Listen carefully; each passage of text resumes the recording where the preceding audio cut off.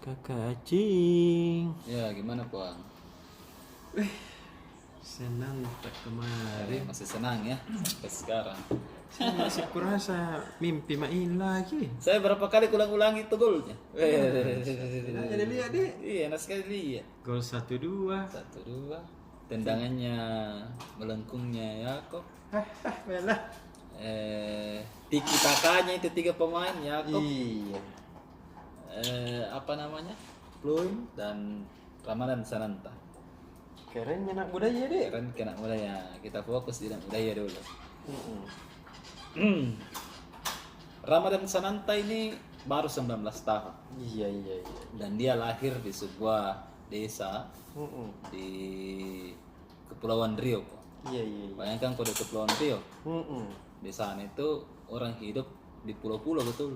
Betul. Jadi alat transportasi utamanya adalah perahu.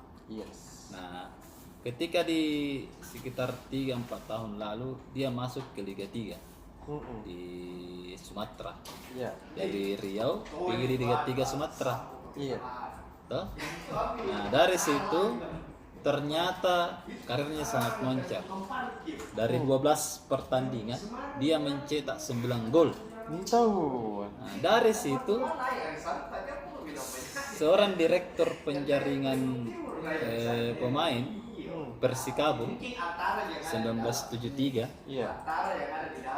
yang namanya Lestiadi menemukan bakat ini. Lestiadi. Oh, mantan pelatihnya PSM. Oh, ya pernah juga. Nah, dia kan di Persikabo sekarang. Nah, direktur Ramadan ini. Ramadan masih anak muda sekali, sekitar umur 17-an. Iya. 16-17. Nah, setelah dari situ dia gabung di Januari 2022 di Persikabo. Ternyata kecemerlangannya redup di Persikabo. Oh, kodok. Lebih banyak dicadangkan dan hanya bermain 4 kali di paruh musim kedua kemarin Puan. Di Liga 1. Iya. Nah, setelah itu dia mencoba peruntungan untuk ke timur lagi, ke PSM. Iya. Di PSM dia beberapa hari trial, kemudian ada pengumumannya, seingatku itu tanggal 24 Mei 2022 pengumuman di Instagramnya PSM. Iya. Deal seorang anak muda yang belum cukup 20 tahun dikontrak PSM selama belum dijelaskan waktu itu berapa tahun. Iya.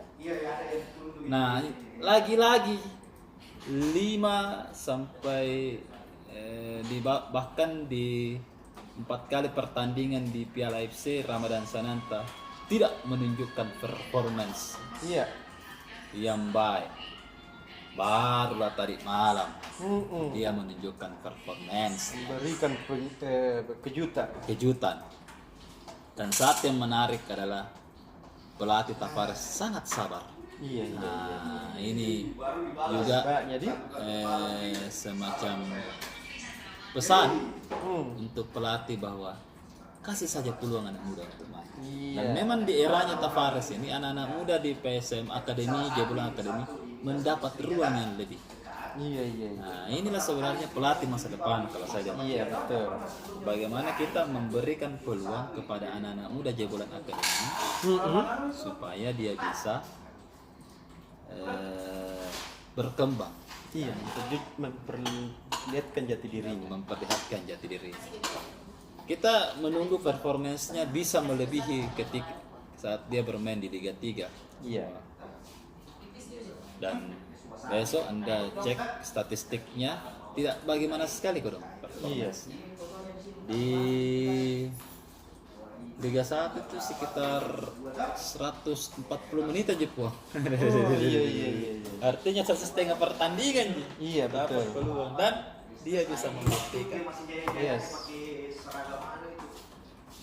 Itu kalau dari PSM. Baca besok Tavares. Kemudian ada juga ulasan penonton selama Liga 1 PSM.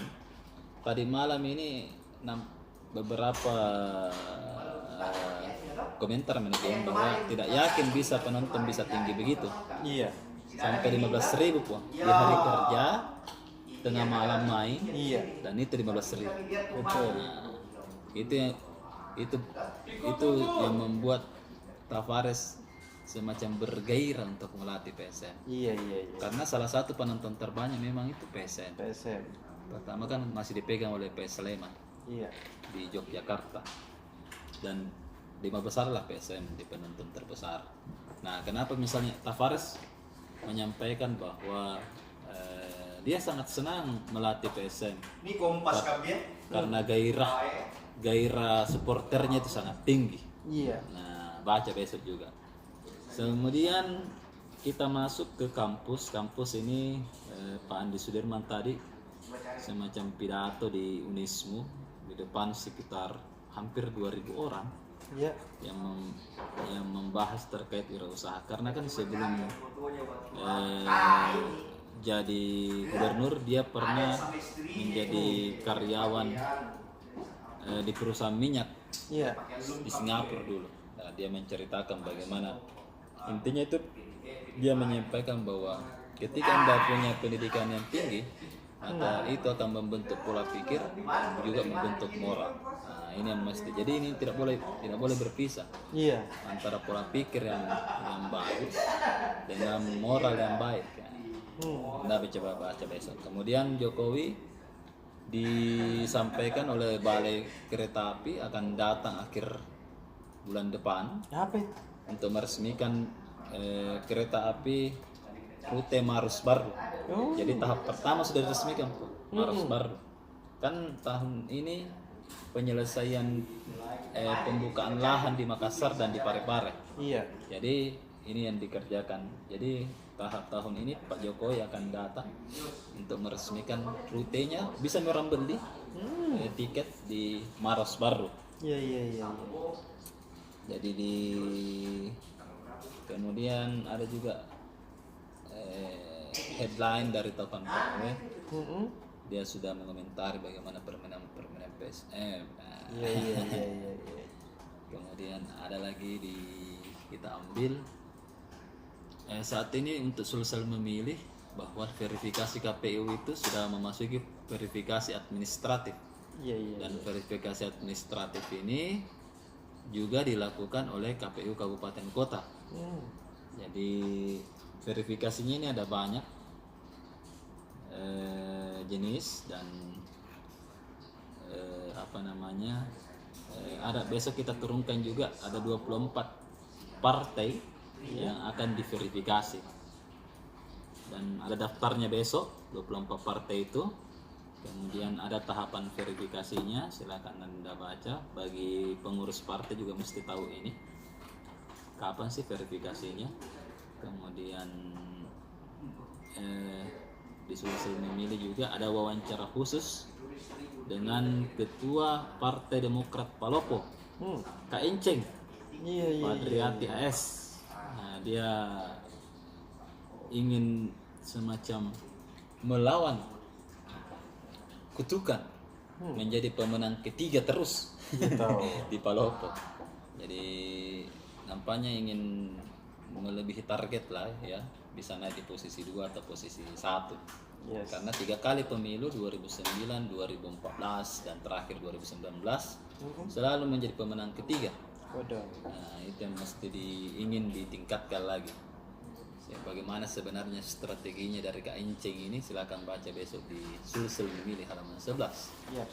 Kemudian ada juga laporan dari Bawaslu terkait adanya laporan dari masyarakat terkait pencatatan nama. Nah, Anda baca besok di Sidrap dan di Pangkep. Ada masing-masing 4 orang yang melaporkan. Itu saja puan dari kami. Terima kasih. Ewako.